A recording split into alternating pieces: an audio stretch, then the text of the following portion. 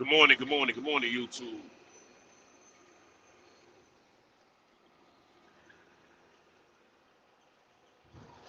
It's your boy Jay Quill on Talk Live. Early in the morning, I don't usually do this, but want to bring something to your attention. Drug use in the black community, right? Drug use and the music that we hear. Drug use from young kids making it cool to talk and use drugs in the music. We need to talk about this. Now, early yesterday, I made a video talking about what's going on. I made a video yesterday talking about Irv Gotti disrespecting the death of DMX. And one thing he said I didn't like was that DMX died of an old batch of crack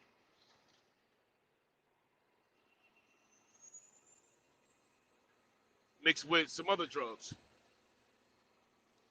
And I spoke my opinion on it. I definitely spoke my opinion on it because I think it was wrong for him to say that, knowing the history that him and DMX have. Like if that's the last words you want to say to a dying man and to his family. So okay, cool. Somebody jumped in the comments and left a message on there saying that he died a crackhead and we should let the youth know. Well, first of all, you shouldn't have to glorify drug use. You should not have to glorify drug use. Because drug use done plagued the black community for a very long time. For a very long time. Drug use done put black men and black women, Hispanic men and Hispanic women in jail for a very long time. Still sitting in jail just for getting caught with a bag of dope, bag of coke, bag of crack. It's doing 30, 40, 50 years. Slave time is sitting in somebody's damn prison for drug use, glorified drug use. So should you talk to your kids about drugs? Yes. But if all you're gonna do is use the drugs to tear down another man, then I think you shouldn't do that. I think you shouldn't do that. I think it's wrong to sit there and glorify drugs, either which way you see it. Future came out rapping about all types of drugs. Then he come out and tell y'all he don't even use drugs. So to sit up there and say that we should let our kids know whatever artist died that was on drugs, it's not a good way to put a picture on somebody, man.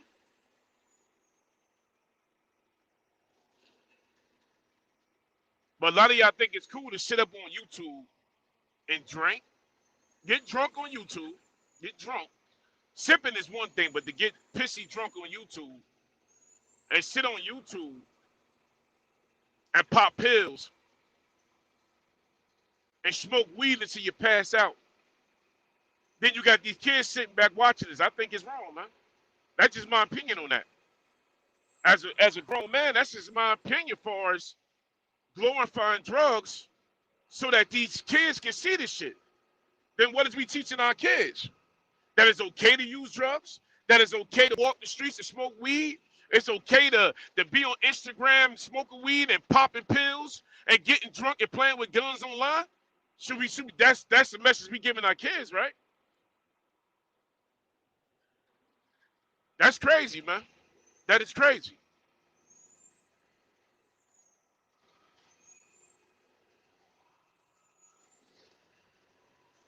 So telling your kid to go get a job, oh, we shouldn't glorify that. Nah, we shouldn't force our kids to get out there and get a job. We shouldn't force our kids to tell them if you ain't gonna get no job, there's two things you're gonna do. You're gonna get about this house, or you're gonna go to the military. Now we used to hear that growing up. No, actually three things. Either you're gonna go to college, you're gonna get a trade, you can get a job, or you're gonna go to service. We don't even tell our kids that shit no more. We don't tell them that no more. What we tell them is, if you ain't gonna do shit, get your ass up out this house. You don't need to tell the kids to even clean up no more, take the garbage out. You don't tell them shit no more. What we can do is shove the music in their face and shove the internet in their face, hoping that these kids can pop so we can benefit off the bullshit off the internet.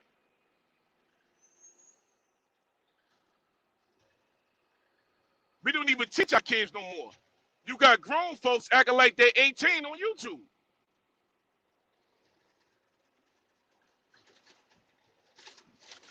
So if you got a bunch of grown folks on YouTube acting like fucking idiots, then what you teaching your kids, man? You ain't teaching your kids shit. I sit back and I just sit back and watch, man. I watch all of this shit on YouTube. I just shake my head, man. I shake my head when I see this shit. A bunch of grown people on YouTube glorifying drugs and violence and disrespecting each other like this is how it's supposed to be. But then when your kids get out there in the real world, they get killed on the internet. They getting killed off the internet. Sitting up on the internet running their mouth because they getting it for grown folks. And when they go outside, your kids get killed. You know, because they learned it from the internet. But we think it's cool to do it though, man. We think it's cool to sit up on the internet and just act like animals. We think it's cool to do it. Nobody's saying nothing about it.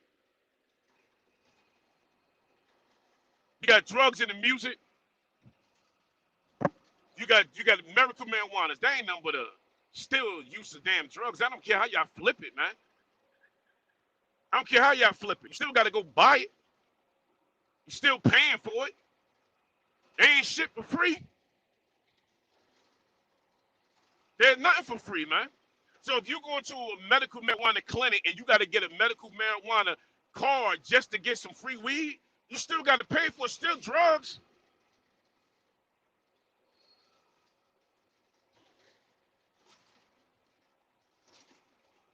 But they want to get upset because I said DMX. Irv Gotti should have said what he said about DMX. DMX is on drugs at a young age. Given to him by an older cat. That's how it happens anyway. Most of you young kids running around here on drugs heavy, man. On drugs heavy. But then if you discipline your kids like we used to. We used to get our ass whooped. What's going on, React? Family of Carlos, what's going on? We used to get our ass whooped, man. Nowadays, you can't do that no more because the government done stepped in our house. The government done came in our living room and told us we can't beat these kids. We can't scream at these kids. We can't cuss at these kids. We can't do shit to our kids no more. Then if your kids go to the school and we report you to the guidance counselor office, all of a sudden now they're putting you in handcuffs. But what we turn around and do, we feed it to them, then get mad if your kids overdose. We get mad because your kids overdose off crack. Your kids overdose off liquor, weed, pills. Oh, you can overdose on pills. Then who is to blame?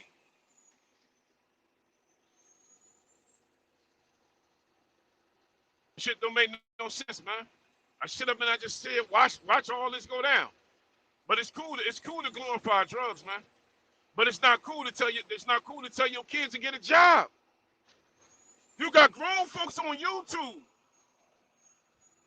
Either they don't even want a job. They want to become YouTube famous. On the internet, YouTube, Instagram, what up, Wax Dog? YouTube, Instagram, Twitter, Twitch, TikTok. Everybody want to become stars. But don't nobody want a job no more.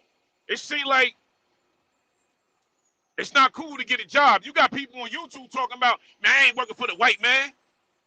I ain't working for the Spanish man. I ain't working for the black man. I ain't getting a job. They sit up on YouTube and tell you Having a job is for suckers. But then if having a job for suckers, a lot of you niggas gonna be homeless, man. A lot of you niggas on YouTube is gonna be homeless if having a job is for suckers. What up, Goof Troop? They sit them on YouTube and tell you that, man, that ain't no damn money. The only way you're gonna make money on YouTube if you got 100,000 subscribers. You sitting up there talking about because you got 1,000 or 15,000 subscribers, you making money. You ain't making no money, man. You better have at least 100 grand or better to see a little bit of money. But they tell you on YouTube having a job ain't the way to be. And then if you do got a job, if you do have a job, and you on YouTube like myself, like React, Wax Dog, and Goof Troop, then they say you scamming the people, you taking from the people. Because you got a job to afford the shit that you want. So having a job, me having a job and taking care of my kids and paying my bills is a scam or some sucker shit because I'm not taking YouTube that serious.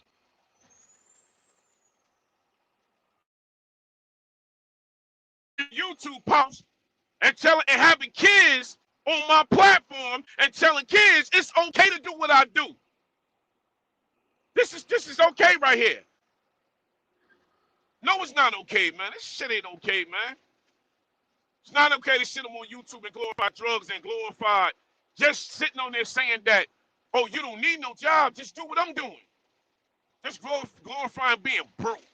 What the fuck glorifying being broke? You don't grow up and say, what you want to do when you grow up, young man? I want to be broke. What you want to do when you grow up, young lady? Oh, I want to be in all the music videos and be broke. I want to grow up and chase down. I want to be on Instagram so I can follow all the celebrities that got money, but I want to stay broke. But I want to follow celebrities that got money. So maybe I might pop off and be something. Nobody glorify being broke. Nobody glorify being homeless. Nobody does that shit, man. You tell me who does that.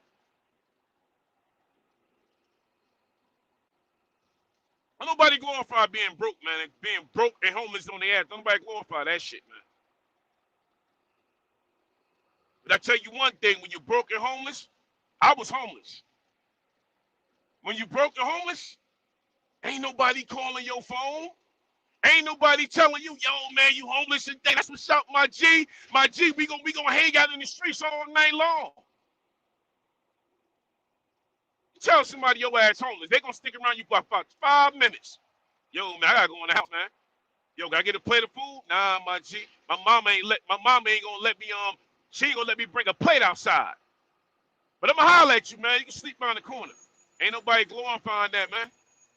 Your ass broke today, ain't nobody checking for you no more. That's like you having a brand new car with some brand new wheels on it. As soon as you crash that car today, tomorrow you ain't got no friends. But don't nobody understand this way of life, man. Don't nobody understand this way of life, man. The struggle was gone, man. You over 30, let me tell you something, man. You over 30, you done probably seen a little bit of it. And you struggle in life. The struggle was real. But some of these people growing up on the internet, they never seen the struggle. Never seen it. Some of these kids growing up on the internet, they never seen the struggle, man. That's why I thank God today I wasn't brought up in the time of the internet. All this social media shit. Wasn't brought up in like this, man. So I see things different. That's why I keep a third eye open. I see life different. I don't see life through the life of the internet. I don't see my life through the phone. I don't see my life through social media. I can't see that. Yeah, I put up videos and content, the things that I do, but I can't see my life through the internet. I can't see it. Because I'm not on the internet popping pills and drinking my life away just to come YouTube famous or just to come social media famous. And I'm sitting up and saying, well, you know, okay, DMX was a crackhead, so I should tell the youth that. No, you shouldn't tell the youth that. You should tell the youth the message the man left in the music, what he left in the music is what they need to remember. I'm not gonna tell my kids that DMX was a great rapper and preached the word of God and set a standard and a tone through the music industry. But I'm not gonna tarnish his name by saying he was on crack. I'm not gonna say no shit like that. That ain't nobody's business. It's what you do today gonna carry you through tomorrow. It's what you do today gonna carry you through tomorrow. I'm not gonna sit here and do that, man. I'm not gonna sit here and do that shit, man. Because all you're doing is letting your kids know, oh yeah, I can use crack too. I can pop pills too. I can drink my sorrows away. Nah. That's why you have big brother mentorship. You have big sister mentorship where you can go and sit down with somebody and seek help. Where you can sit down with somebody and talk to somebody to get over certain things in your life. We all go through shit in our life, man. We all got back pains. When I mean back pains, I'm not talking about sore muscles. I'm not talking about your spine out of whack. We got baggage on our back. We all got baggage, man. We all got baggage. But my baggage today, if I tell y'all, it might can help you and your kid. Everybody go through something similar. But it's not about dragging somebody through the dirt because you didn't air your baggage out. You didn't get your baggage, your back pain off your back to straighten up. So what you would have done, you would have thrown your pain on somebody else. I can sit here and talk about mental illness all day. It's bigger than mental illness, man. This shit bigger than mental illness. This shit's big. But we don't see that, man. We so quick to drag each other. We so quick to talk about each other. We so quick to spit in each other's face, man. For what? I don't want to shake your hand today. I'm a sorry ass black man. I don't want to give you $5, but I want to give you a job. You telling me, nah, I don't want the job. Just give me $5, nigga. So if I don't choose to give you a job, but I don't give you $5, I'm a sorry ass black man. I meet a girl today, and I just want to hear her intellectual part to see where her mind is at. But because I'm not trying to fuck her, I'm a sorry ass black man.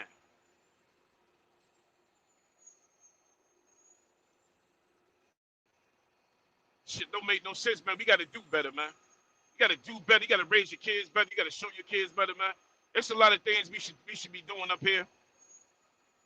But people use their platform for different things, man. And I understand that. I'm not knocking nobody for that. But this would be one day where you should take your platform and atone for that. Change your platform to reach out to people that might need it. Even if you don't want to do a pay it forward, because you know what? At the end of the day, pay it forward come in many, many different ways and different styles. You paying it forward every day without you even knowing it. So just to have a platform, just to speak to the youth, you paying it forward. Sometimes you have to speak to these grown-ass adults so they can get to the youth.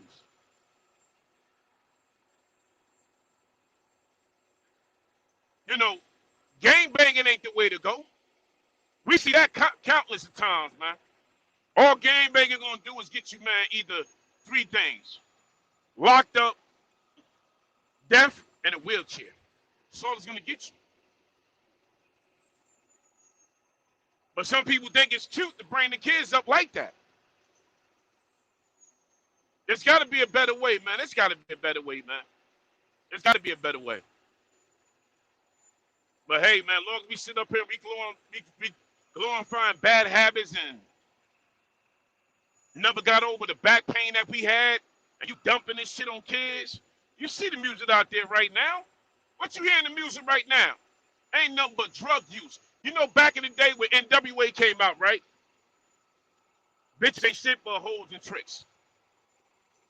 That kind of music, nobody wanted to hear the black man. It was all about, oh, the black man is degrading women, and the black man is dragging women and beating up women. Tell me that ain't what you hearing right now. Tell me what you dying, what you hearing right now, man. You hearing that shit all over again. But now, you can get on the radio and make a song talking about fucking. And then play that song all day long. But 20 years ago, you made a song about balance, dragging women, and fucking. You couldn't get no airtime with that. Now you can make a song about gay activity. They play that shit all day, man.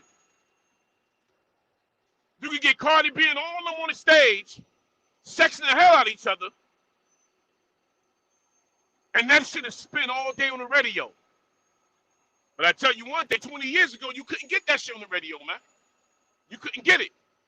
To commercialize rap music, if they say, nah, man, you went commercial with it, you was stunned. Nobody want to mess with you. You couldn't get nobody on the cut. You couldn't get nobody on the track. They said, nah, he commercialized now. He done took his rap from the basement, from the ghetto. Now he commercialized. Nowadays, they don't even know what that shit mean no more, because all the urban music is gone. All the underground music is gone. Now you can get up there and just put trash on the radio.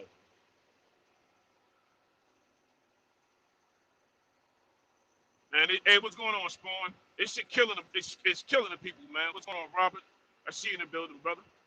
This is killing the community, man, but nobody's saying nothing, man. But everybody got a platform just to beef with each other. Everybody got a platform to dox each other. Everybody got a platform to sit up there and talk about how high they was, how drunk they was. Who's going to use your platform for something different? I'm not going to use my platform to sit up on my platform just to drag a person all day. I'm not doing that shit, man. I'm not going to use my platform to sit up there and degrade a woman all fucking day. I'm not doing that. I'm not doing that. Y'all not going to catch Jay Quill up on YouTube. And because they're talking about Jay Quill, I'm not going to sit up here and talk about a black woman like that. I'm not dragging no woman on YouTube, man. I'm not going to do that shit. Man, look at this. I done hit a deer, man. Shit. Let me pull this over, man. I done hit a deer. Damn. Man, I done hit a deer. I gotta pull over real quick. He done double back. Shit, man. I gotta pull over real quick. He done double back and I done hit him. I gotta pull over. I don't know if he took out the bumpers. I don't know. Let me pull this thing over real quick. I done hit it there and I gotta double back. Woo. I'm gonna let y'all see this shit. I done hit it there. Yeah, man, I done hit it there just now, man. I had to get over. I want to show it right now. I had to double back real quick. Hold on. He ran out to the road and he came back. See something real quick.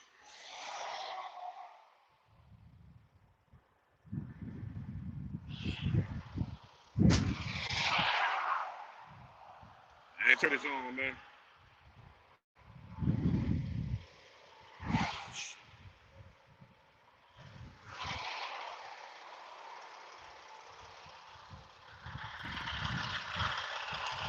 Oh. Yeah, he done fucked my bump up. See the hair shit here? Look at that. I don't see him though.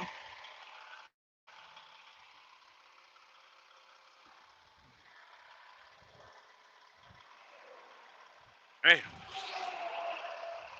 He done fucked my damn plate up.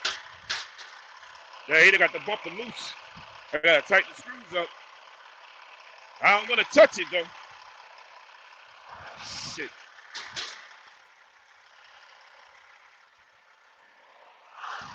Thank God I got a new one coming.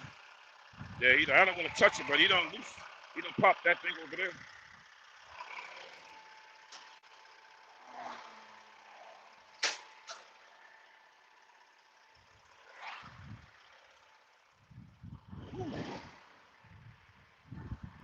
I don't see nothing.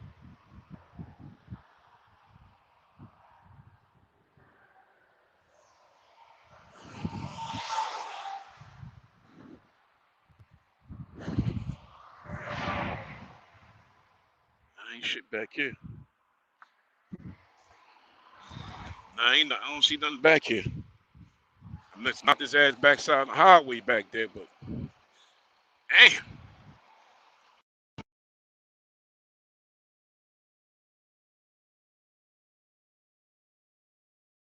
I don't know where it goes, but the damn sure told my bumper. I think I one coming. You know, missed lighting up the screws and shit, man. Got the whole bumper loose. All that shit.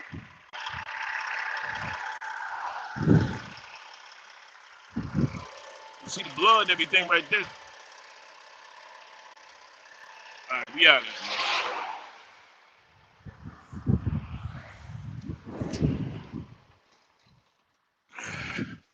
Shit. Thank God for that bumper, man.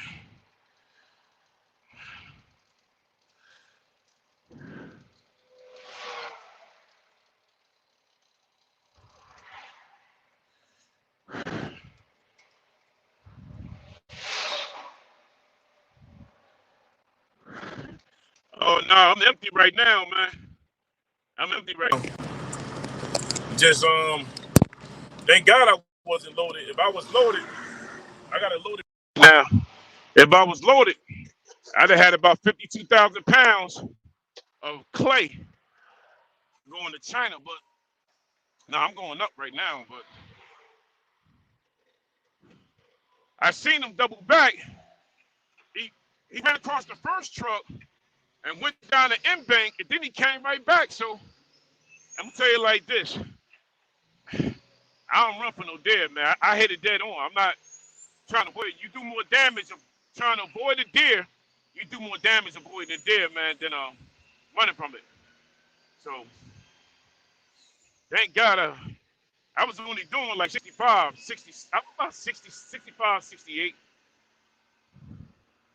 But I tell you, man. See, this what happens. This what goes on when you out here trucking, man. This is exactly what happens when you trucking. You gonna hit a deer. Thank God I got that big bump. I got a 20-inch bumper coming. It should be hit by Saturday. I'll be placing a bumper anyway, but man, nah. See, this is a big truck right here. I ain't even see where the deer went. I don't know if he went left. I don't know if he went right. I know I went when I hit him. He went completely under the truck. I don't think I hit him that hard though. But if I was coming down the hill with 85,000 pounds, well, you best believe his head would have popped off, man. When I'm coming down, it's the same way I'm going. I'd be coming back down the hill, down 81, up here in New Milford, Pennsylvania. If I was coming down that hill, doing like 75, 80 with that heavy load on the J brake, yeah, I'd have popped his head off.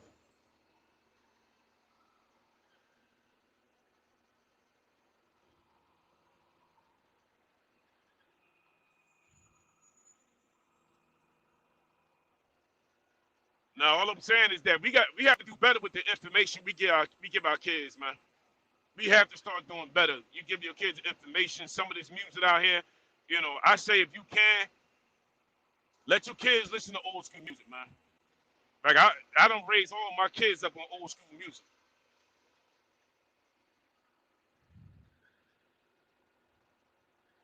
Because this new music got your kids lit on drugs, got your kids wanting drugs. You know, they ran through the whole era of drinking lean, sipping lean. And I was even shocked when Tiana was drinking that shit. But this whole era just is crazy, man. 2000 and shit, 2005 on up to 2020. Just all about getting high, man.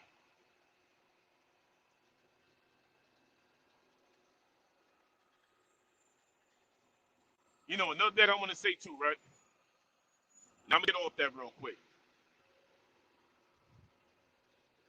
This whole trucking industry, don't let nobody fool you, man. This whole trucking industry, it's not made for everybody out here. Believe that. This whole trucking industry ain't made for everybody out here. It's either damn you're gonna do it or damn you're not gonna do it. Don't be fooled with the money aspect of this shit. Don't be fooled, man, because To make money in the trucking, you have to have a hustler spirit. You have to be ready to get out here and grind hard to make money. Now I'm not knocking nobody, but I heard a dude on another channel. He said he made 10,000 a week, and you just have to have a grind for this shit. After 2 trucks, I still don't feel it. After 28 years, I still don't feel it, man. I just have good work ethics. That's all. I just know how to work hard and get the hell up and go to work. I still really haven't seen the joy of driving yet. Though nothing amazed me.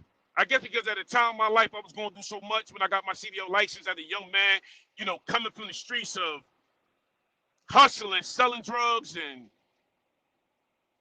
I'm not even glorifying that. I'm just speaking on it.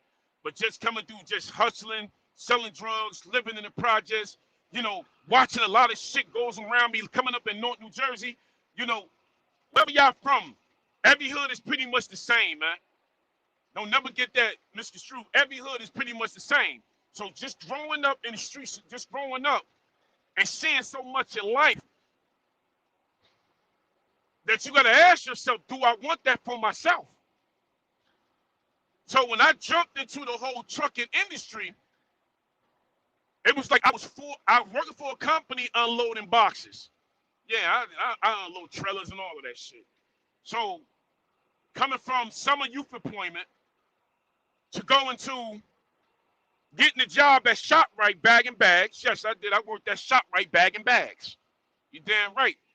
So working for summer youth employment, scraping gum off tables and flipping over chairs and scraping gum off chairs and mopping floors and working in schools and warehouses and being outside picking up trash and shit. Where they could have gave that job the guys that's in prison and help them make a little something. Then to turn around, got a job at the trucking industry, and one thing led for another. They put me in the truck, and I was just, I don't know, some of y'all might not know what a yard switcher is. A yard switcher is a small truck. It's just a small little truck that they use to pull heavy trailers around the yard and put them in different spots. It's a yard switcher. You really don't need no CDL for that. Some jobs require you to have a CDL for it, but because they have air brakes. But some jobs will put you on, you really don't need a CDL driver. Yard switcher, yard jockey, yard horse, whatever they want to call it. That's how I got into the whole trucking thing. And even getting into it at that time, I wasn't even thrilled. I think at the time, I just wanted to get out the streets because I know how the streets was. But even when I got my license, I ended up back in the streets. I ended up started running the road, coming off the road, and being on the block. Being on the block hustling, man. Because I really didn't see potential of it. I was just like everybody else. I got my CDL. I was bouncing. I get a job over here. I didn't like it. I done bounced 10 different jobs until it had to take for my brother to get shot 2 times in the chest and my boy get shot in the shoulder for me to really take this shit serious, man. Because at the end of the day, I knew I was next.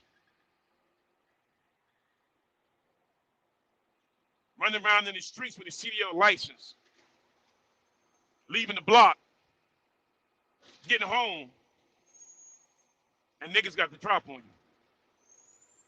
Ain't got nowhere to go. And the same niggas that got the drop on you is the same dudes you done grew up with. You know everybody by first and last name.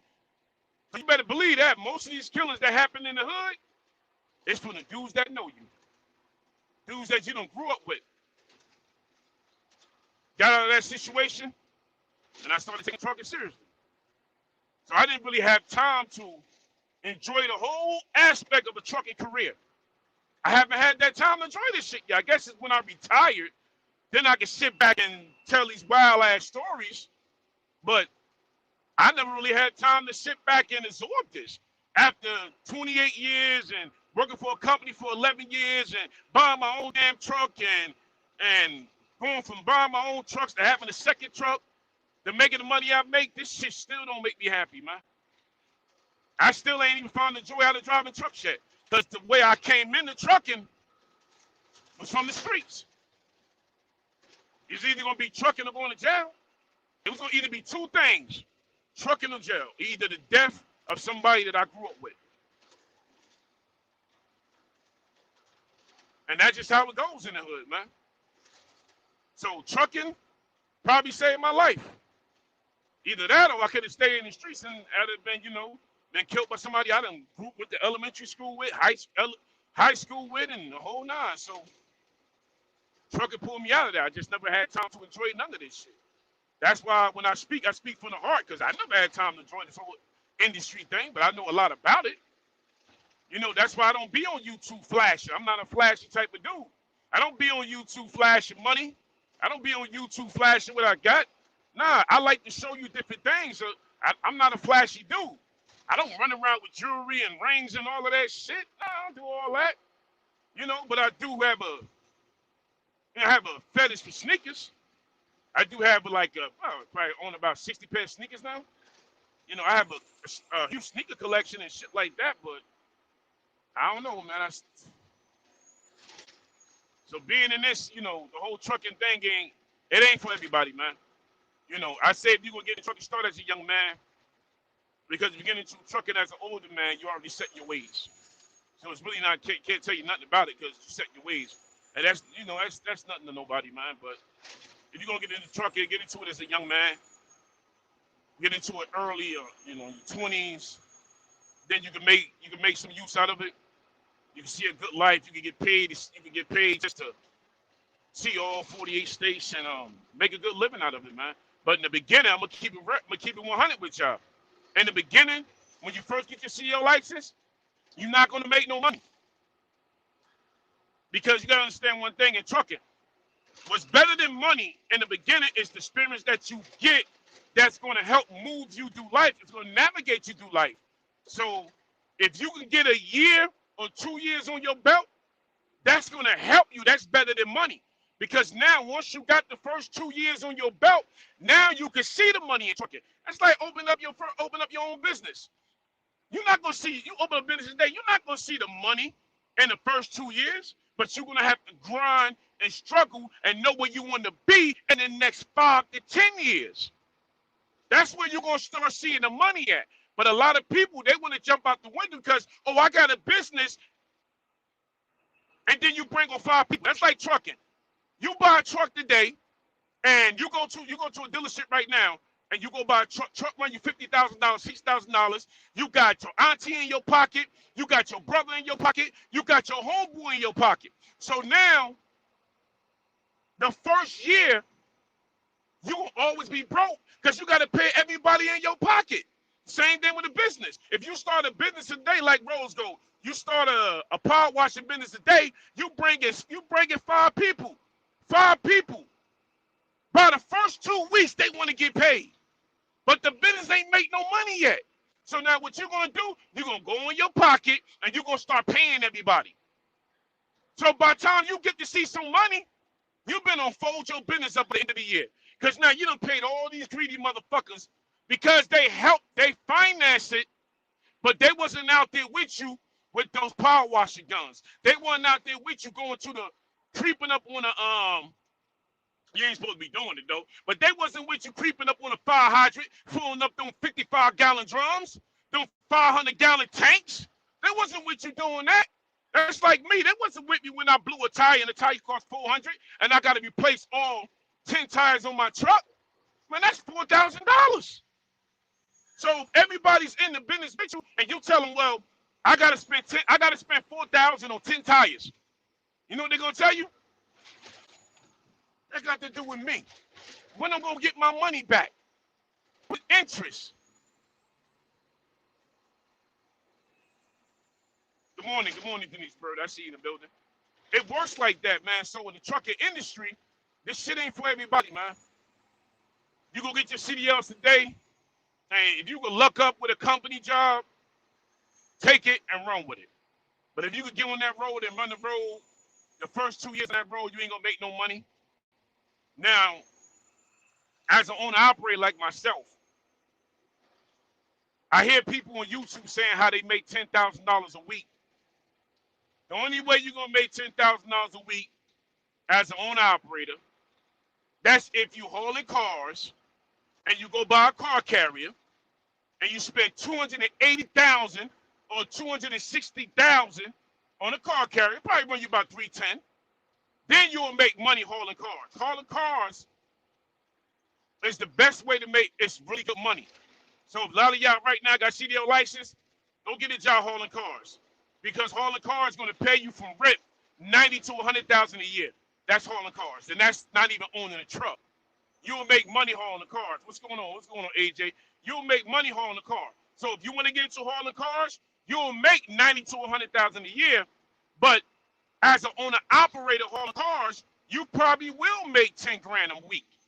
But if you're not hauling cars, and you don't have a military contract, and you're not running 2 to 3 trucks, or you're not hauling cattle, cows and deers and fucking sheeps and chicken up down the road, don't have nobody tell you you're gonna make 10,000 a week and you go buy a truck and you're not gonna make that money. I'm gonna keep it 100 with y'all. You go buy a truck today because you heard somebody on YouTube say, I make 10,000 a week, and you buy that truck today, I guarantee you, that first week you buy that truck, you ain't gonna make 10,000. If you make 10,000, man, I feel like a fool and I'll give you 1,000. I'll give you 1,000 back. If you can show me when you bought that truck, you made 10,000 that week. Because that's a lie. You know why you ain't gonna make 10? Because if you make it 10 that week, guarantee you spent 3,000 on fuel. I guarantee you spent $3,000 on diesel. See, they don't tell y'all that. They don't tell y'all that. So if you make 10,000, you're gonna spend 3,000 on diesel. Then after diesel, you still got tolls. Then plus the tolls, you still gotta eat. So now that 10,000 you don't got, it done broke down to about 6.5. Now, you still got to put half of that money away for the truck. So now you got the truck money and you got your money. Best believe you better pay yourself at the end of the week. Pay yourself $1,000. See, this the shit. What I'm telling y'all now ain't what they telling y'all on YouTube. You got to learn how to pay yourself. You got to set an account for yourself. You can say, okay, cool. Okay, at 10,000, I broke clean 6.5 after my meals and expenses, after my tolls and after my diesel. So now I'm gonna put 1,000 in my pocket. I'm gonna put 5,500 in the bank. Now that 5,500 gonna sit in the bank. Now come next week, you're gonna look to get another 10. So now if you blow a tire on the road, you gotta call a road.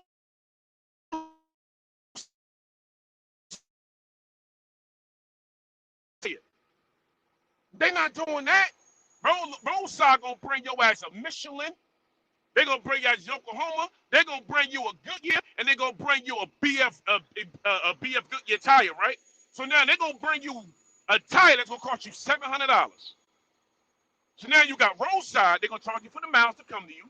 They're gonna charge you for the road call. They're gonna charge you for the tire. They're gonna charge you to go back.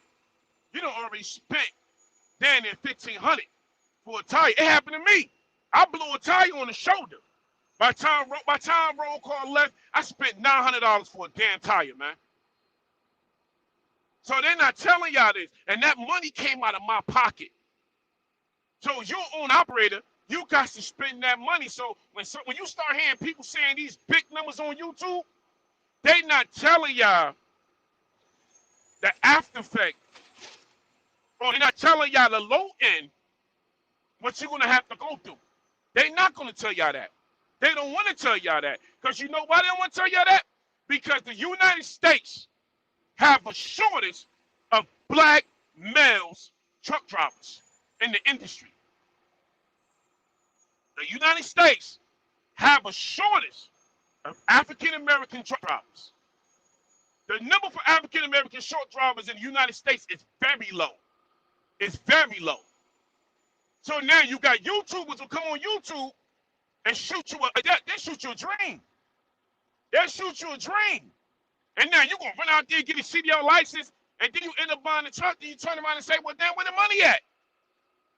You got to crawl before you walk. You got to crawl before you walk in this industry. Because this industry is cutthroat. This industry is hell, man. It's cutthroat. Yeah, we out here on the road. We running, we making money. But let me tell you something. I'm going to be honest with y'all. Y'all can Google this if y'all want. There's a trucking company in North called Southson. It's called Southson. Southson. Trucking company in North, right? They was known for starting their truck drivers at $11 an hour. $11 an hour. When your damn kids going to Burger King making $12 an hour. Tell me how this shit work. Tell me how this work. You getting a job driving a truck for $11 an hour when Burger King paying your damn kids $12 an hour. So now you supposed to drive a big red pan, pulling 80,000 pounds for $11 an hour? Man, they got them fools going to Port North for $50. So if you're in Port North for $50 and Port North shut down for 5 hours and you in there you only make $50.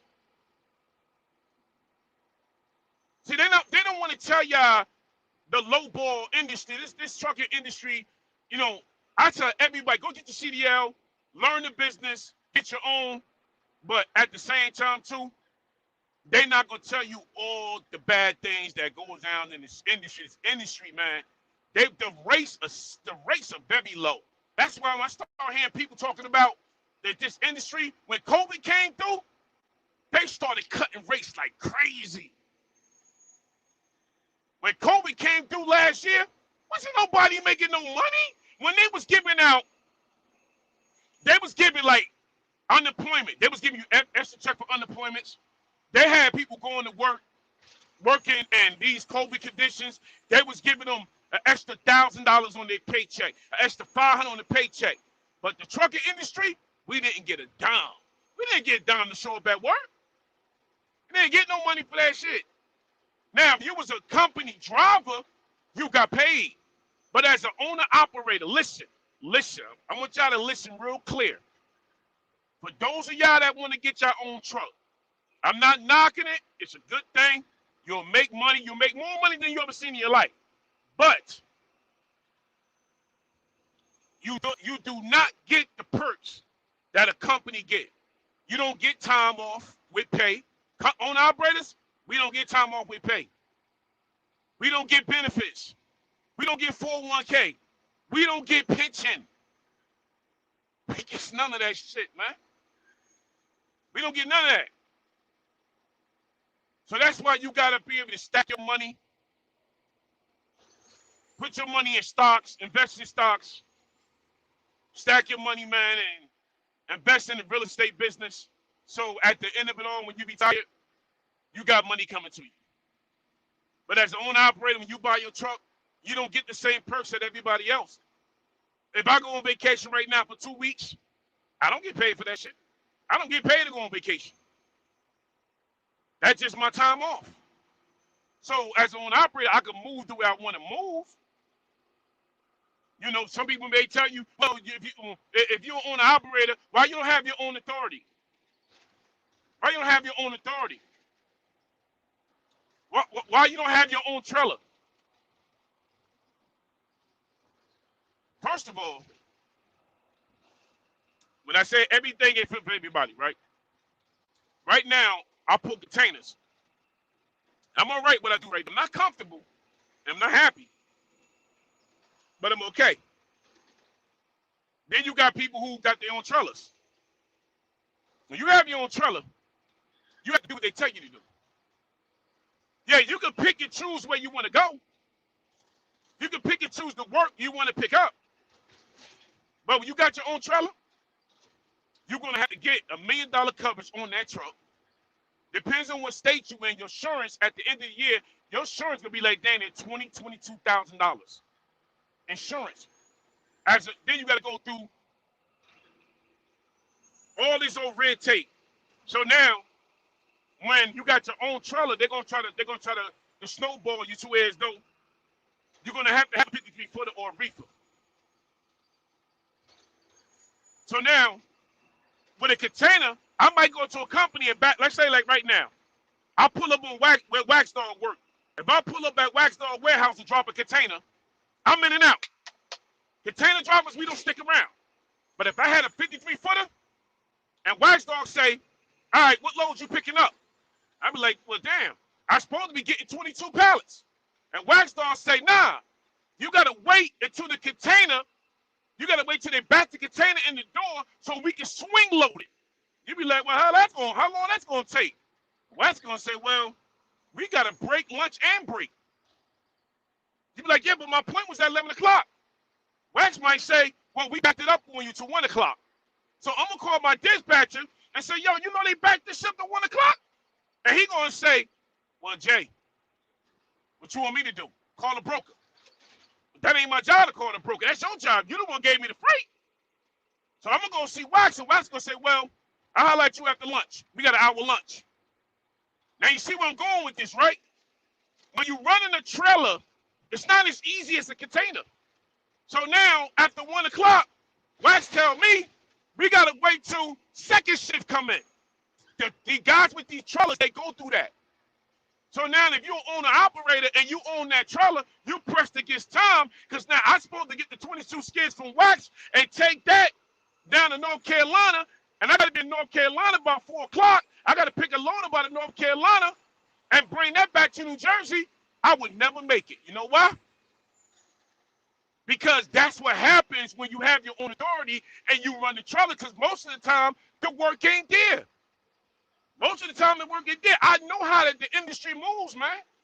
The work ain't there all the time. The work ain't that same thing. If you're working like the U.S., the post office, if you run a U.S. mail, you got to do a drop and hold. You got to go from Jersey, do a split in Kansas, and somebody else gonna grab that load out of Kansas.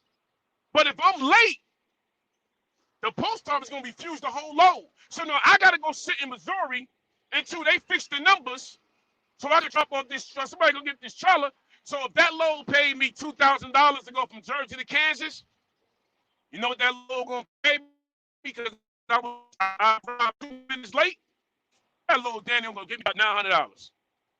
But see, this is the part of the industry they don't never tell y'all. So they want to glorify, oh, you're going to make all this money. Yes, you will make money. But everything is time consistent, man. You have to be on point. You have to be punctual. And you have to know what not to take and what to take. Because another thing they don't tell y'all too, a lot of this freight out here is being bidded. That's like saying you got a military contract.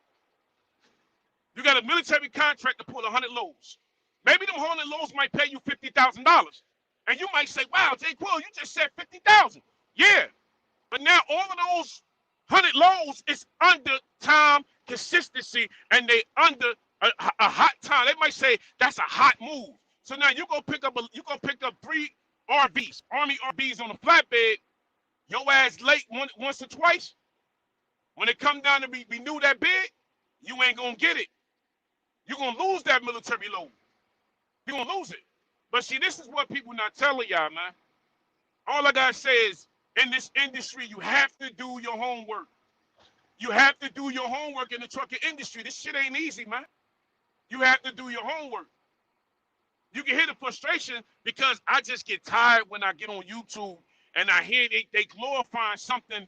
But if you don't have the strong work ethic in anything you do in life, this is with anything. If you don't have a strong work ethic, you don't have a go-getter spirit, if you're just not a hustler at heart, I don't know what's going to work for you. I don't know what's going to work. Because you can't apply the streets to real life. If you was a hustler in the streets and you know how to flip money, and you was good with money, and knowing and applying that to trucking, and you know how to flip, I know how many miles it's going to take me to get to point A, point B. That's like me going to narrow down the port.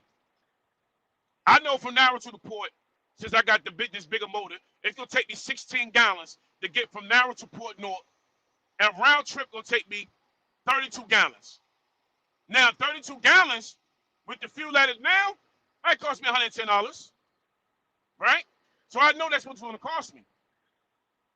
But now you have to know that if you're going from Jersey to California, 3,000 miles. So I did a trip. I went from Jersey to Buffalo, from Buffalo to Washington State. That Chinese man should have paid me $11,000 for the run. He blackballed me down to $9,700.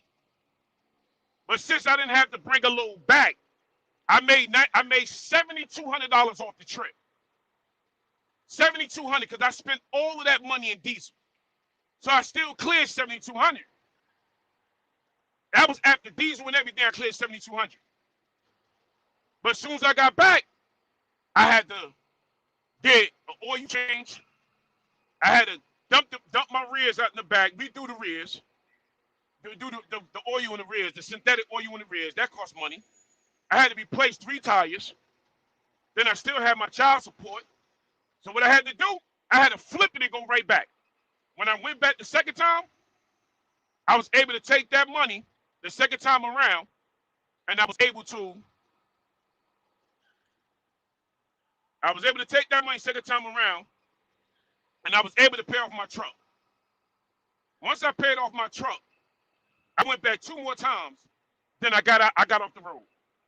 So I did the run 4 times. I got off the 4th time came around, I got off the road. I didn't want to run the road no more because the road wasn't for me. I did it because I had to trust another thing too. I did it had a truck pay. My truck pay was $1,500 a month. $1,500 a month. That's another thing I tell you neither. You go out there and buy yourself a truck for $100-something thousand, and you think you make it $10,000 a week? Man, you got truck payments. Your truck payments gonna be about $2,500 a week. Depends on what truck you get. See, they're not gonna tell you all this. I just seen the sheriff officer. There's 2 sheriff officers sitting on the right of the shoulder. He jumped out with the meter, but he was staring at my truck. Yeah, that's another thing too. You've been out here as long as I have. You already know when the cops gonna pull you over, man. You already know this shit. You already know when they gonna pull you over. They out here looking right now. They don't give a damn about no damn COVID. You been out here as long as I've been out here. You start seeing the cops sitting on the shoulder looking stupid. You already know they're gonna pull you over.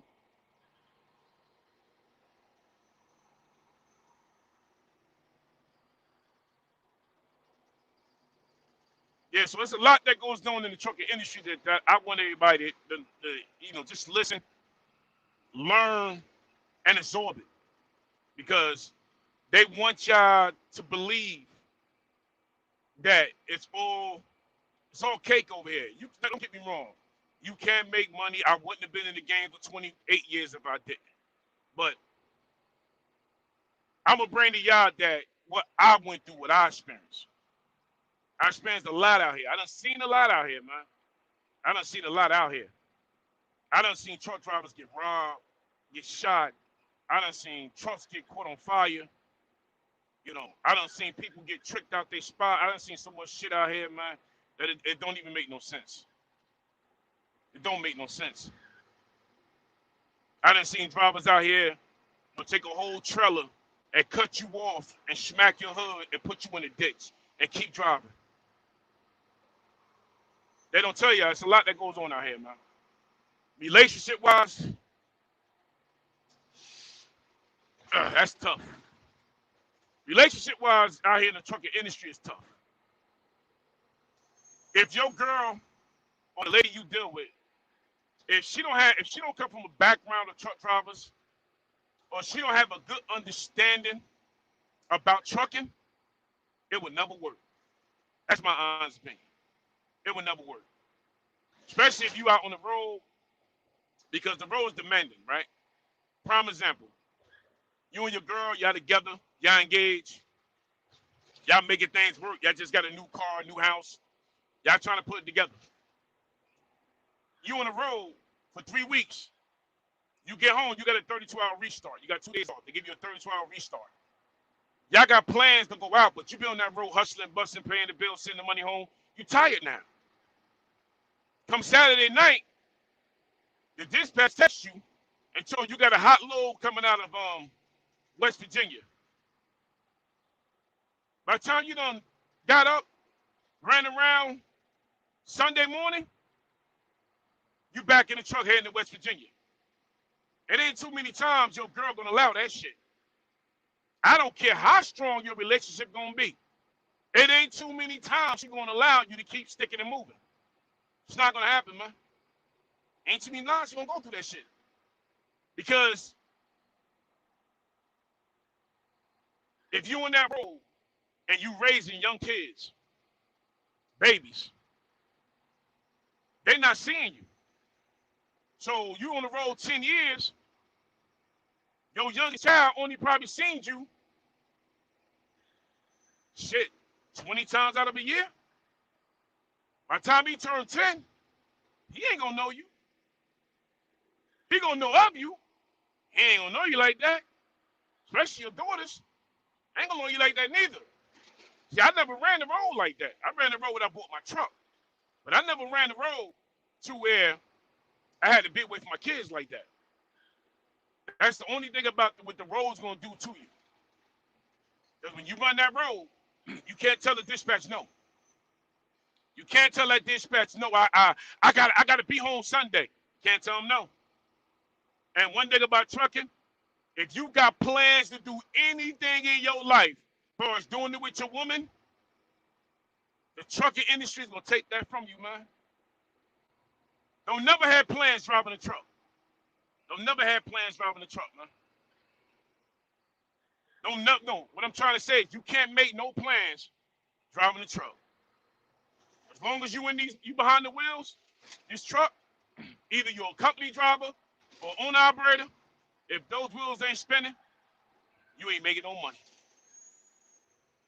They say that, but that's the honest truth. If the wheels ain't spinning, you ain't making no money out here, man. You ain't making no money out here. The wheels ain't spinning, man.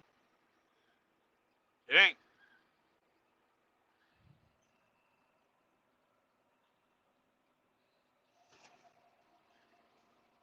Yeah, just like showbiz. Yeah, you're right, Spawn. Just like that, man. You have to be out here. You know, you have to be out here, man. Y'all know somebody was asking me about far as purchasing the truck. That's another thing too, man. That's you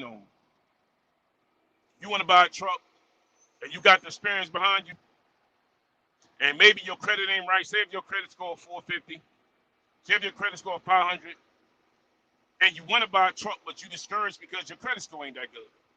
Let me tell you how this gonna work, man. Stack up $8,000 and walk to a dealership.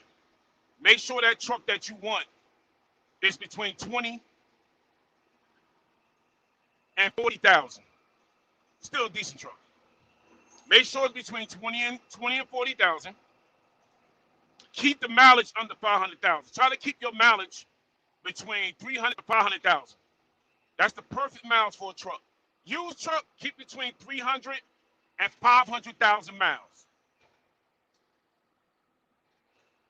8,000 in your pocket, down, with a 450 credit score, and $1,500 in your pocket. As long as you got money to pay for the registration, and you got money to put down on insurance, you get a truck. You get a truck, man. Don't let nobody tell you, nah, you got to have excellent credit. No, if you got excellent credit, you put down less money for that truck. Put down less money. But if you got a 400, 500 credit score, go get your truck, man. When I first got my truck, somebody told me, nah, you ain't going to get that truck. My credit score was like 450. Child support banging me in the fucking back. I walked up in that damn dealer with $8,000 in my pocket. In one pocket, and the other pocket, I had $1,500. That's all I had. I had $8,000 in one pocket, 15 in the other pocket, and I still didn't have a smile on my face because it ain't kick in yet. It ain't kick in. Man, I was broke in the motherfucker, man.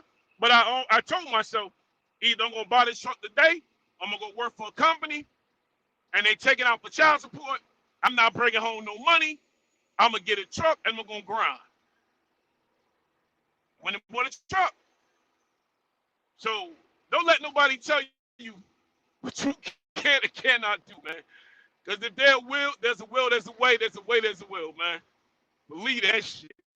You could definitely go out there and get you a truck. But just don't go out there trying to buy you a Pete, a KW. If you ain't got that kind of money, you ain't got that kind of credit, stay away from a Pete and a KW. That's like a Bentley and a Rolls Royce. Don't stay away from that shit. Get the economy truck. The economy truck is pretty much a Freightliner, a Volvo International, or maybe the Freightliner Volvo Mac. Internationals always last. Internationals ain't shit. So you can definitely make it happen, man. Oh yeah, yeah, the engine model. Yeah, if you go get your truck now, if you're thinking about being in the port, if you're thinking about being in the port, to buy a truck right now to get inside the port, your engine model will have to be a 2010 and better. All right, so if you're out there looking to buy a truck and you want to get into the whole Port North thing, make sure that engine model is a 2010 because the port will not allow you to bring that truck up in the port. They won't allow you to bring it up in the port. So don't play yourself. Don't go buy a truck from a mechanic because he swapped the motor. Don't do that because what they're gonna do, they're gonna need the family serial number off the motor so they can compare it with the VIN number. Then they'll bring the truck up in there. So that's what's gonna happen, man. But the only way you can do that too is if you buy a truck off somebody in the port and they got an old truck and that truck is already fathered in with a done sticker, then you can do that. But what they're doing now, every year like this year was 1998, 98. So if your truck had a 97 motor and a 98, they kicked the truck out the port. So if you got a 98 with a 98 motor, you was good. Next year it might even flip over to 99. I have a 99 with a 99 motor. They might say, well, you got a 99 with a 98 motor, you can't come to the port no more. But there are ways around that. There's ways around that. Ways around that. You can work that out when you get that truck back in the port. But make sure you buy your truck. If you go ahead and do it, it got to be a 2010 or better to get that import note. They might even change it 2011, but that's what they're doing right now. You know, be careful with if you don't know anything about the DEF fuel. That's another thing too. If you get a truck with DEF fuel on it, if you go ahead and delete that shit off the truck and you take it back to the dealer gonna charge you put that DEF back on that truck before they work on that truck. So say like if you blew the motor and the dealer want to say, well, your motor blown, that gonna cost you $14,000, and then they're gonna look at you and say, well, do that DEF work? You're gonna say, nah, it was deleted, and they're gonna turn around and say, okay, that's another $4 to $5 grand because we got to put that back on the truck because that works efficiently with the motor. So now without that, we got to put that together. So now, man, you've been walk away from that damn truck. So man, y'all can keep that truck. So be careful with that too, man. Be careful with that. Deleting that whole DEF system on the truck. That'll kill you in the long run. It'll kill you in the long run, man. So you could go buy a truck, but make sure you get an economy truck, man. Freightliner, Volvo, a Mack. And the only reason why I say, y'all might say, well, why he say an international? Because there's not that many international dealers. So if you buy an international, there's not that many, but you can't take that truck to Western Star because the Western Star is pretty much the same as international. So if you in an area where you got an international and the dealer is like in the next state over, but if you can find a Western Star dealership, contact them because they're pretty much internationals anyway. So I was meant to tell somebody else that too. So if you listening, brother, a Western Star is pretty much the same as international. They pretty much the same. They're pretty much the same. They built different, but they're pretty much the same. I already know this way station over down here. These damn cops, they live out here. And I'm running late too. They put the seatbelt on.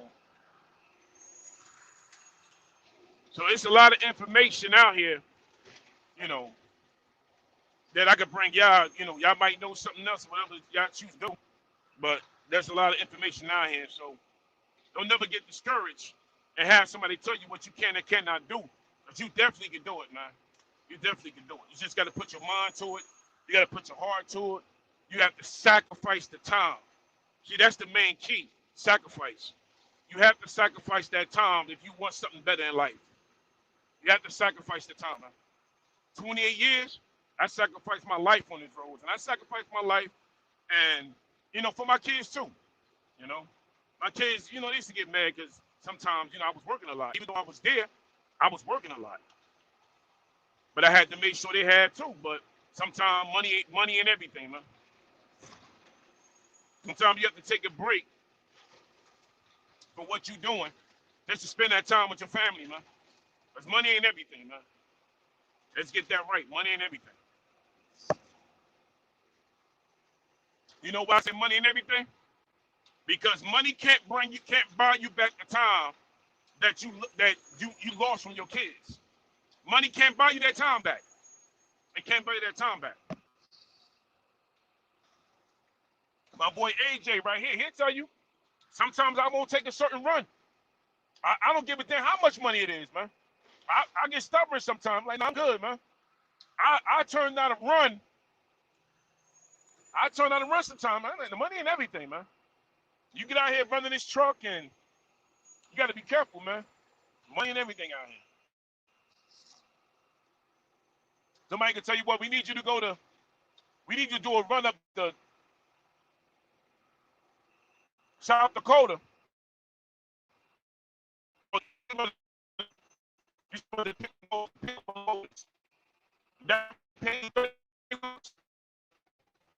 They say, damn, Jake, you wouldn't take that? I tell you no. Because if I take another run to pay 1,500 and to spend less fuel, and I could do that run twice, I take that 15 run just less fuel.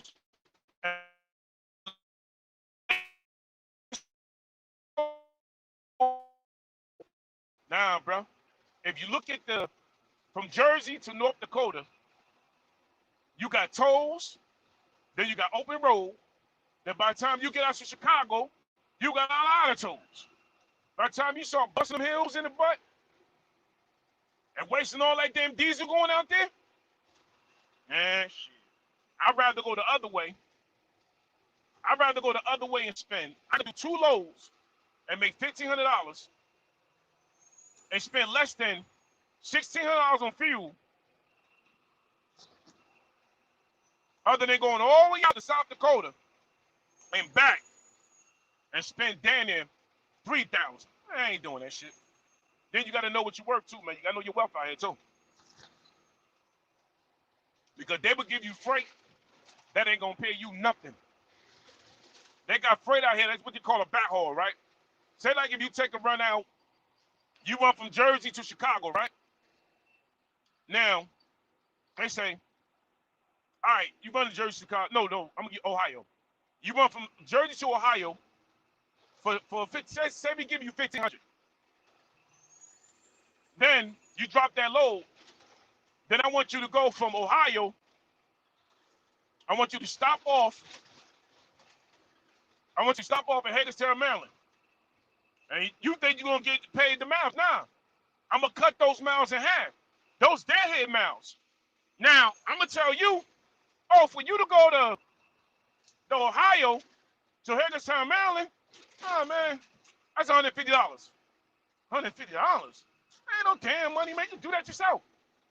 Now you're going to get down there and do that, but they're not going to tell you. You're going to think this because you're not asking.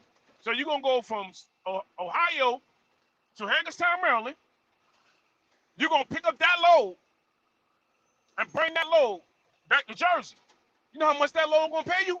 That load they're going to throw you $500 for that damn load. They're going to be like, well, damn, that load was 22,000 pounds full of water. They ain't going to tell you. Those deadhead miles. That's a backhaul. When you understand what a backhaul is only going to pay towards the fuel.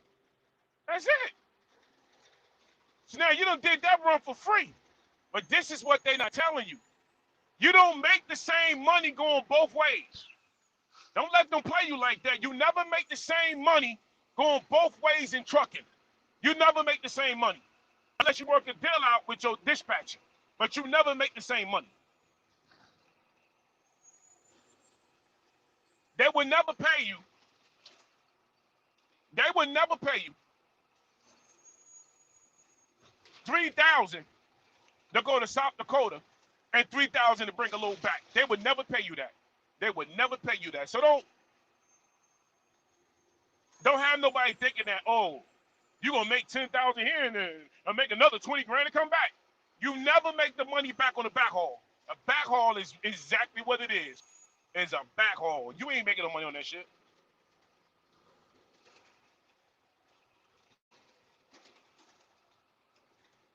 I've been out here long enough to know and understand. Backhauls don't make no money. They don't make no money. Well, basically what it does, it helps you towards the fuel. So if you spent a lot of money on fuel, it'll help you pay back towards the fuel. But it's not going to pay you the same rate you went out there to get that load and bring it back. The rate is different. It's always going to change. That they always say on the paper, rate is subject to change. And they ain't lying. They ain't never lying, man. Let's see what we got here. All right, we got the rest. Hey, rest area closed. DOT ain't in today. We can keep driving. I just want to keep it 100 with y'all, man. Because another thing too, if you start hauling, let's say you work for a company, right? And a company like Swift, JB Hunt, Schneider, Prom, these are the lowball companies. They get all the cheap freight. The companies I named, they lowball companies, but they get all the cheap freight. You know? And they tell you this. This is what they're not going to tell you neither. As a company driver, you leave out of Jersey and say, oh, go to Colorado. And your mind, you thinking you making money. So they get you out to Colorado, but they tells you you'll be home by Saturday. So now you get to Colorado, you load up. They say, well, we need to go to Arizona. You pop down to Arizona. Oh, we need you to slide through LA. You get to LA. Now you start looking like, yo, but when is I'm going to get home? You know what they're gonna tell you? Don't you got a bed in that truck? Then you gonna tell them, well, I got a family at home. I promised my wife. I promised my husband. I promised my kids. They're going to tell you, well, you signed up for this. You didn't read the small print? What's the small print? You got a bed in the truck. And I'm going to tell you that. So you could be on the road months at a time. I done seen drivers call an Uber or take a cab from the truck stop to the airport or to the train station or to the bus station and left the whole truck sitting at a truck stop. It happens every day. It happens every day. They leave these trucks sitting there every day. This industry is cutthroat. That's so that when you start hearing all these big numbers on YouTube and this what they making, I'm not going to tell you where I work at, but I know I'm making this. Nah, because if you sit on YouTube tell me you making 10,000, I'm going to know the company. I'm going to know the company. And if you ain't hauling cars, you're not hauling cars, or you're not hauling live cattle, or you're not hauling overweight, oversized freight coming down the highway where you need an escort and 2 cops, and save me the bullshit. Save me the bullshit. Because you ain't making that.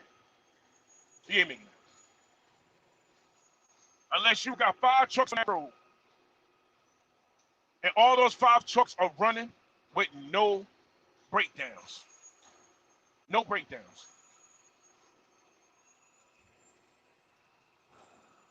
People might say, well, he hating. 28 years? Nah, it's not hating. That's me speaking facts. I know he ain't out there like that. Unless you working for ShopRite, and them boys make money over there. You working for ShopRite in Elizabeth, New Jersey. Mm-hmm. Them boys make money. Because this is how they making it. They'll work at night, and then put this, and when they get off, they'll hire a driver to drive that truck for them. So that truck is constantly working 7 days a week. Their wheels are spinning 7 days a week. Now, if your wheels are spinning like that, you can make that kind of money. But where's your time with your family? There ain't no time. I know truck drivers own houses, a bunch of toys, fancy-ass cars. They can't enjoy none of that shit because they got to stay out here and make that quota. They got to make that quota, man. At the end of the week, by the time I don't put money on fuel, By the time I done put the money away, I'm good with 2.5 a week. I'm good. But you can't be out. You can't be out here balling and fucking up money because when that engine go down and you pull that big boy cat up in there and he tell you that the turbo on that C15 cat, it ain't 1,500 no more. It's 2,600 for a turbo. But you done spent all your money up on a set of 22-inch rims. Now your turbo blow. You ain't got no money to fix it because you was not putting money aside for that truck. You become owner operator, you gotta have an account for that truck. Have a separate account for that truck, or have certain savings where you can stack the money to put that money up for that truck. If you ain't got the money for that truck, your wife ain't gonna want to hear that y'all spent that money out the other night. It's not gonna hear that. You know what she gonna tell you? That's your responsibility. It's not mine. You gotta be careful out here, man. The trucking industry, it got ups and downs. You're gonna go through a lot of ups and a lot of downs. Then you might try to get my own truck. But like I say, learn the business. And then if you want to buy your own truck and you've been driving for 5, 10 years, you drive for 5 years, and you want to buy your own truck, I say work for an owner operator first. That's like say like if you've been a company driver for 5 years and you want to say, well, Jay, you looking for a driver? Then I'll bring you on. Then I'll let you see what I do. So you can determine and say, well, okay, this is what I want to do. Or you might say, nah, Jay, shit ain't for me, bro. Yo, I don't see how you do it, man. That fuel, at the end of the week, that fuel is a lot of money, man. At the end of the week, you're spending like $1,000 or $1,500 on fuel. And the other day I blew a tire and it took roadside 3 hours to come get me. I had to be home with my wife and my kids and whatever I had to do. I had plans to go out Friday night and I broke down. I had to wait for a record. The record took 5 hours. I started at 3 in the morning. I'm getting home at 12 at night. Shit. You might don't want to do it. You might say, well, I'll just stay a company driver. Or you might just say, you know what? I'm with it. I'm ready to get my hands dirty. And that's another thing, too, as an operator. If you buy a truck, people pay to get your hands dirty, man. If you're an operator, you don't like to fix nothing, hey, man, a lot of people might get mad when I say this. If you don't like to touch that truck and get your hands dirty, man, don't buy that damn truck. You might say, well, I buy a truck with a warranty. Tell you something, man, that warranty don't cover everything.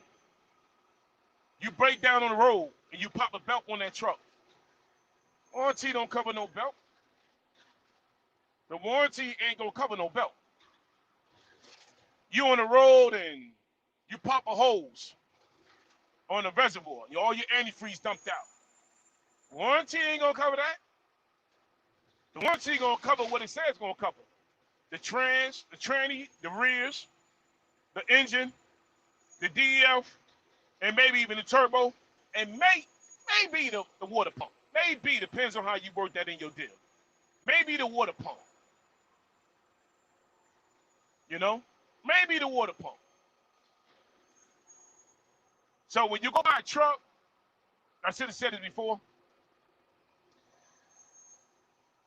5 things you look for. 5 things you look for when you buy a truck. I want y'all to listen. 5 things you look for.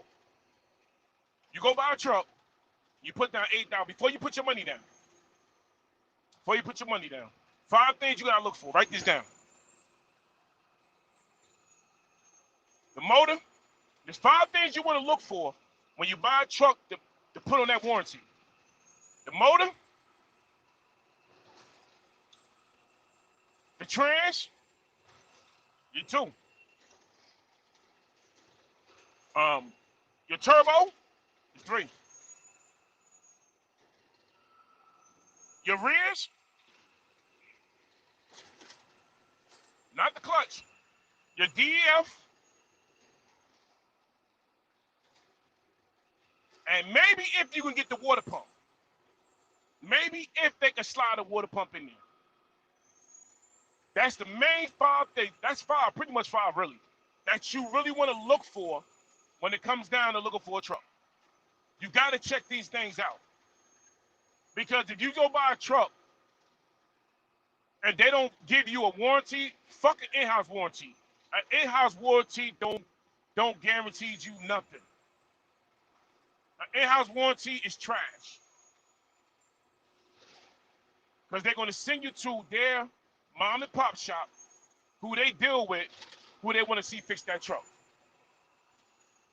Go to a dealer and get a warranty. Make sure that warranty covers you 40 years. At least get 3 to 5 years out of the warranty.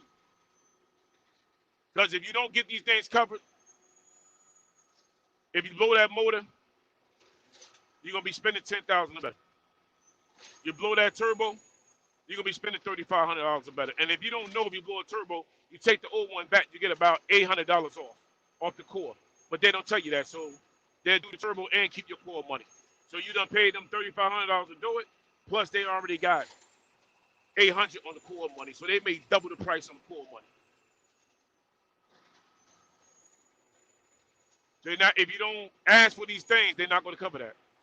But you might say, what about burning the clutch out? The warranty don't cover a clutch. Well, what about my oil change? Warranty don't cover. The warranty don't cover your oil change, but if you buy the truck from a dealer, the dealer say what I can do for you since you're a good customer and you put this much money down, then we give you a first free oil change. So if you're out there looking for a truck, know what you're looking for. Somebody might want to say, well, what you feel about a lease purchase? Nah. A lease purchase, tough because a lease purchase is like a company put you into a 2020 Freightliner. They might say that truck is down there $80,000, $90,000. They're gonna take out. I done seen them take out anywhere from $350 to down there $600 a week out your check. So if you talking about $600 a week, at the end of the month, you end up spending $4,000, where that $4,000 is paying for 3 trucks. And at the end of the lease purchase, you got a balloon payment of anywhere between $5,000 and $10,000. And if you ain't got that money to put down at the end of the balloon payment, they're gonna say we're gonna refinance you that, so that $5,000 to $10,000 gonna be taxed on with interest. It's like you ain't gonna never pay that shit off. And then if you do a lease purchase with a company, you're not allowed, because you may think, oh, this is my truck, I'm an operator. You may think I can leave and do what I want with this truck. You can't, because under a lease purchase and under that contract, you cannot move that truck from that facility. You cannot hold nobody free. You can't do no extra favors. That truck must stay with that company. And if you leave with that truck and take them tags off that truck, they're going to report that truck stolen. And once they report that truck stolen, your ass going to be sitting in jail. Believe that shit. Seen it all. I done seen DOTs pull up at a truck stop, check the license plate. It comes back stolen. Driver sitting up in the truck saying he paid off the truck or he paying bills on the truck. And they go, well, nah, because they report the car stolen. The truck stolen because you switched companies. You weren't allowed to do that. So now, you out of a truck, you spent some time in jail, and your life screwed up. So that's the only thing I don't like about lease purchase. You got to be careful with that shit. Be careful with the lease purchase. It ain't always cranked up to be. It works for some, but it don't work for others, man.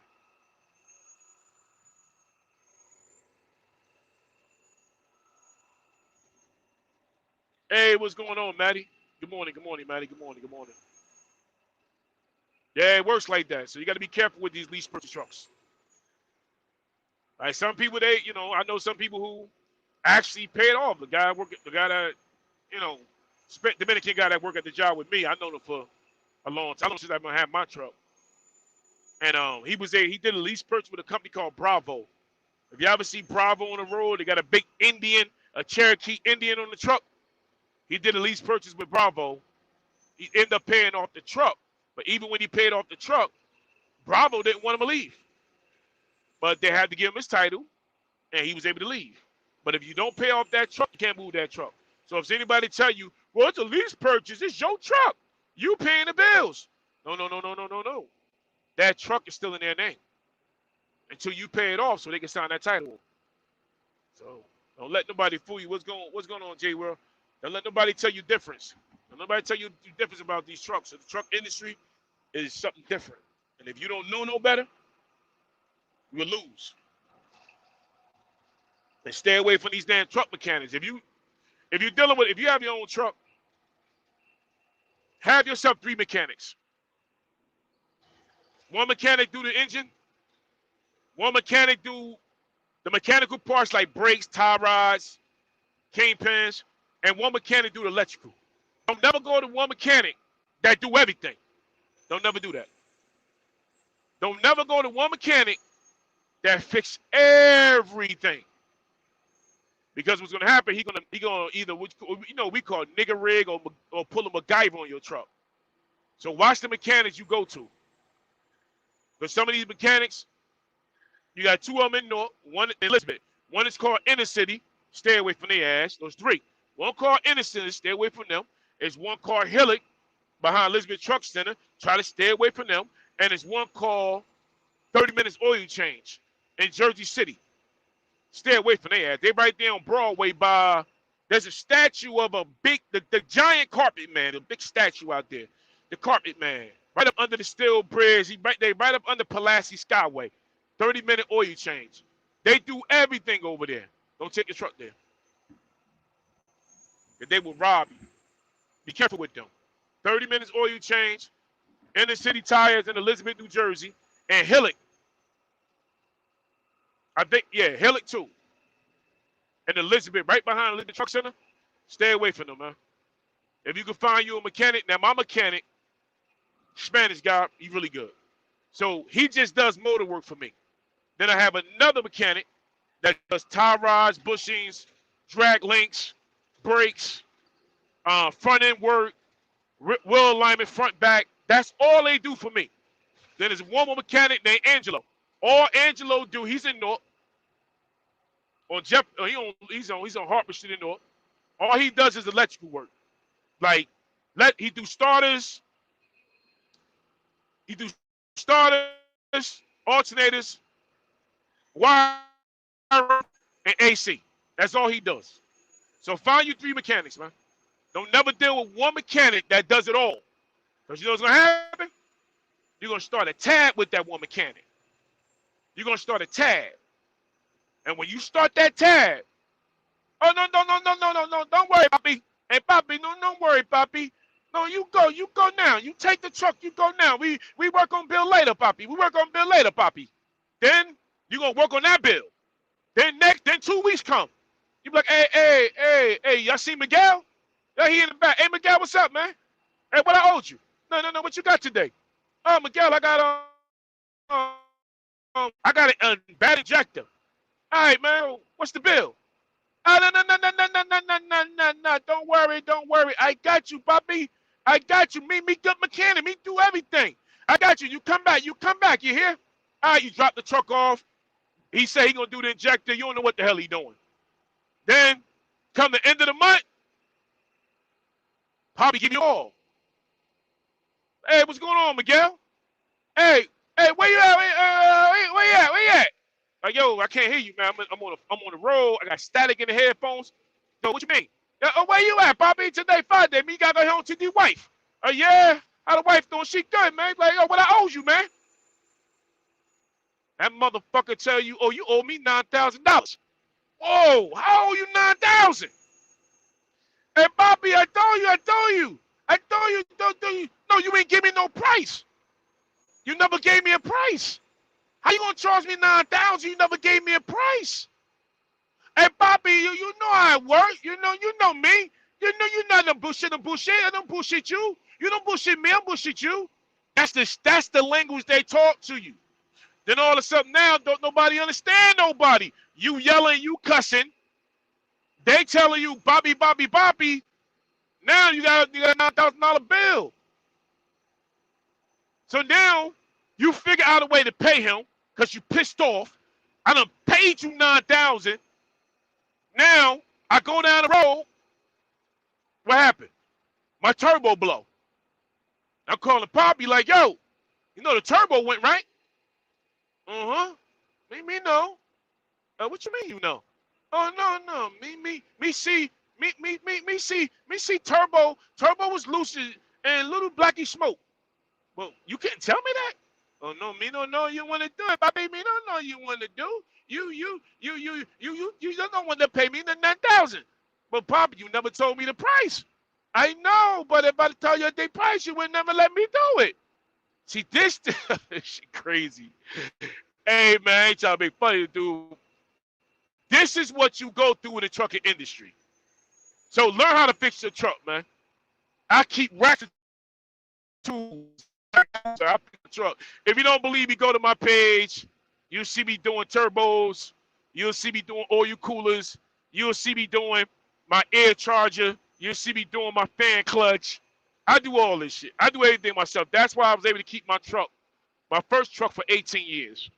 Because I fixed my truck. I fixed my truck. 18 years of having that truck, and I fixed that. I fixed, I don't know, damn it, 80% everything on there. And my boy AJ, he'll tell you, he'll co-sign that. He'll definitely co-sign that. 80% on my truck I fixed. So if you're gonna get into this industry and you're gonna buy your own truck, make sure you don't go buy tools. You don't go buy tools from Black & Decker. You buy tools. You go buy tools from Napa. You get an account with Snap-on. You get an account with Mac Tools. You go buy heavy-duty tools. Yeah, get your Craftsman set, but you're going to start needing tools over 21 millimeter, 22, 23, 24 millimeters, sockets and wrenches. You're going to need long breaker bars. You're going to need grease guns. You get all types of shit out here. So, and wild birds out here. So if you want to get into this industry, do your homework. Anything you got to ask me, hey man, the best of my knowledge, I give you all the information I got. Let me tell you like this. I'm not going to charge y'all. I'm not going to sell y'all no information. You know why? Because the man that taught me how to fix a truck, Uncle Nell, he passed away. And he taught me everything about the truck. And all thing he always told me was this. Knowledge is for free, and wisdom. Knowledge is for free, and wisdom is a privilege to have. So if you could just put those two together and give it away for free, you did your job. Now it's up to them to use it. It's up to how you want to use it, how you want to chop it up. It's up to you. But I'll give you the game for free. I'm not going to charge you for the game. I'll give you the game for free. I'm not going to tell you I'm going to be a consultant and call me up and give me $20 and give me $50. And nah, I'll give you the game for free. Because it's, like I said, it is a shortage of Black American men that do drive these trucks. It's not a whole lot of us out here. It may seem like it, but it's not. And I'm about to end this, and I want to let y'all know something. If anybody in here got a CDL license, right? And you got at least 2 years on your record, clean license, you call Narrow Enterprise, NARO, get Narrow a call. Either you add to speak to Tony or add to speak to Brian. Extension 2 and extension 5. They'll pick up if you got a license. If you live in New Jersey, you live in New York, you live in upstate New York, far as Binghamton, or you live in the Pennsylvania area, as far as like Mount Pocono and all that, give them a call, and they definitely put you on. If you're an operator, give them a call. Give them a call. So if you're a company driver, you're looking for a job, you got 2 years on your belt. Even if you don't have a TWIC car is a car you need to get for out the port. Just give them a call. I had to speak to Tony, or I had to speak to Bryant, called Narrow Enterprise. They right there. Where we at? We in Covington. And give them a call. See what they can do. For even if you're moving out of state, if you coming from the South, the Midwest, you're coming from the North, give them a call. See what they do for you, man. They definitely for drivers, man. You know, they have 2020s, 2001 fleet. They have brand new trucks. Company drivers, they're offering 401k, they're offering pension, and they're offering benefits. I think they're starting at $22 an hour now, 22 or 22.50 an hour to start. So if you're in the area, man, you want to give them a call, hey, man. You know, just tell them Jermaine sent you, man. Just tell them Jermaine sent you. You know? Just tell them Jermaine sent you and shit. And give them a call, man. See what they can do for you. As if you're looking for a job, and if you want to get off the couch, you want to put that CDL to use, you want to make something, man, you want to make some good money, give them a call. You don't run the road, you're home every night. But if you do want to run the road, they do a lot of Amazon runs up to Maine, New Hampshire, Northeast Quarter, Maine, New Hampshire, Vermont, Connecticut, Mass, if that's what you want to do. Or if you just want to be home and run to the port, you do what I do. You know, so if you can, give them a call. Give them a call. Well, if you want to just, you can hit me behind the scenes or email. You want to talk about purchasing your own truck and all of that, then hit me up. Now, I get information for free. I'm not charging nobody for no information. Saying what it's about, man. When I started driving trucks, nobody gave me shit. And I'm not even mad at that. I give the information back. I give the knowledge back. I ain't better like that. Nobody guided me in the truck, and nobody really did this and that. But if it wasn't for me wanting to do this and me working for the mob at the time and Dynamic, well, at the time I was at New Deal Delivery Service, working under, they was bought out by Dynamic. Dynamic was run by JCT. That's Tall Joe Tommy Gambino. Dynamic was run by the Gambinos at that time. So at that time, I had a dispatcher named Steve Perone, and it was a bet made that I wouldn't go get my CDL license, and the bet was like $500. I came back, they gave me the $500, had my license, so I went ahead and did that shit, man. So that was years ago, but I went ahead and did it. But if you want to say somebody gave me a something there, yeah, they probably did.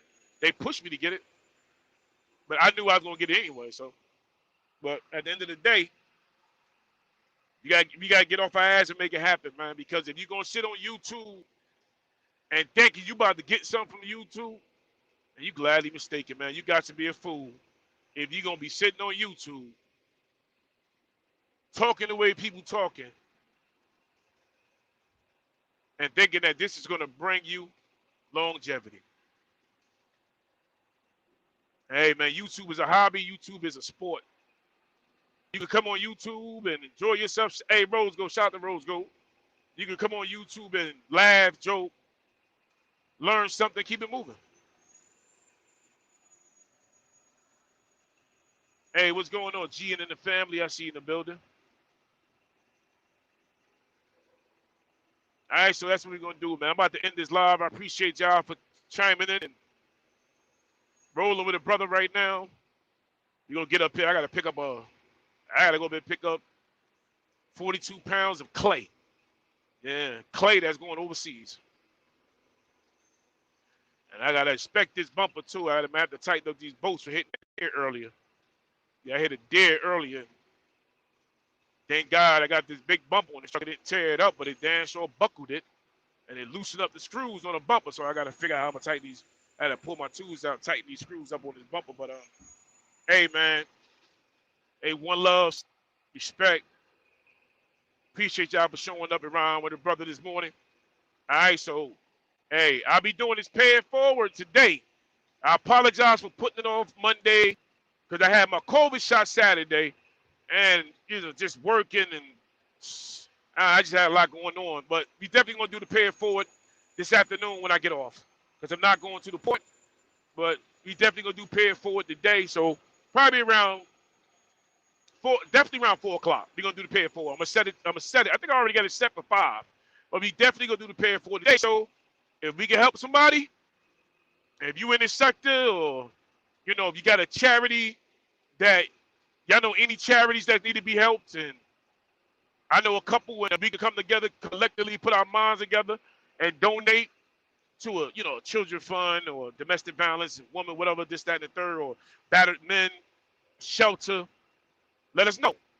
Right now, the pay it forward is at $210. So today, the pay it forward will start at $210. It will start at $210. If y'all want to donate towards that, the Cash App is $ JQuil, JQUIL ATL. JQUIL ATL. So right now, the Cash App bars, the pay it forward is at $210. And shout out to Stacy, she made it 210. So what we're gonna do is gonna push that. That's gonna be for later on. So, hey man, come on through, man. I know anybody need help, and you can make it happen. All right, so that's what we doing later on. Pay it forward. And Saturday is what I'm doing. I know I went and picked it up. What is that? The Ninja oven fryer. That's the giveaway for Saturday. So I do got the Ninja oven fryer. So that's the giveaway for this Saturday coming. All right, so that's the $10 donation towards the raffle, and we're gonna make that happen too. So all right, so I'm up out of here. Thanks for y'all coming through. Thanks for riding with a brother. Now we're gonna make it happen. All right, let me see this real quick.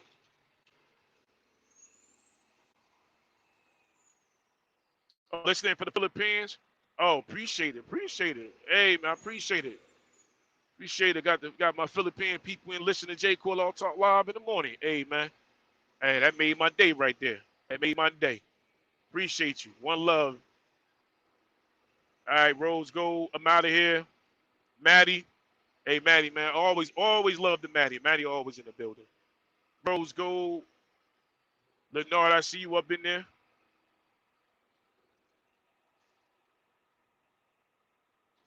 Yeah, I know. I got it, bro.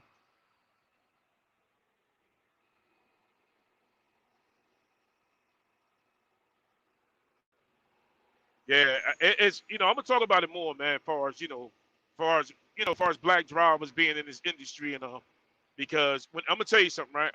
I know I said I was about to go, but one thing about it too is this: in Port North, you got, when I mean the Hispanics, I'm gonna take the African Americans and the Puerto Ricans out of it, right? Because you don't see that many Puerto Ricans in Port North. I'm gonna be honest. You don't see that many African Americans, and you don't see that many Puerto Ricans in Port North. What you do see in Port North, a whole lot of Asians, a whole lot of Asians, a whole lot of Hispanics. But we talk about Ecuadorians, Peruvians, we talk about Colombians, we talk about you got a few Cubans, but you got a lot more, like you got a lot of Spanish guys from El Salvador. El Salvador. You have a lot from there. And it's more of them than the African Americans and of African Americans and the Puerto Rican. And plus you have less, you rarely, only time you see an Indian, a Pakistani Indian, is they coming from out of Canada. They come out of Canada. But you don't see many of them, but you see a lot of them come out of Canada with the turban and everything. They come out of Canada. Not too many. You don't see too many you don't see too many not too many Indians in the port. Now you see, but not too many though. Not too many. But there's a whole lot of Spanish, and there's a whole lot of Asians, and You know, a lot of Africans, in the port. It's more put like this. It's more foreign in the port than what you think it is. It's more foreign people in the port, way more than what you think it is in port. And we not talking about port employees. We talking about port drivers. Talk about drivers. It's a whole lot more in the port than what we think it is. Good morning, Stacy. Glad to see you in the building.